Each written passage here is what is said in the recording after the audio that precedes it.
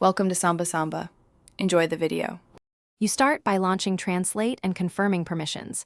This lets the app hear and transcribe accurately. Tap the left language, then the right language to set source and target. Choose dialect or script if needed. Once done, pick the mode: conversation for two-way speech, voice for single-line speaking, or text to type input. Make sure Auto Detect is enabled when you don't know the source language. It speeds workflow and reduces manual switching. You now capture the content. Speak naturally at a normal pace and tap the microphone or hold to talk so the app records your sentence. Once the app transcribes, it shows translation in the conversation view.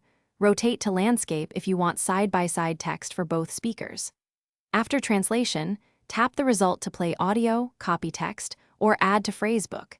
These steps let you reuse phrases and correct small mistakes before sending or showing them to someone. You finish by sharing or saving the translation. Tap Share to send via messages or mail, or export audio to play on another device. Make sure to edit and organize saved phrases in Phrasebook, pin frequent lines, and delete clutter. If something goes wrong, first check microphone and app permissions, then your network connection. Restart the app, and if needed, reboot the phone. This sequence resolves most issues and ensures cleaner, faster translations the next time you...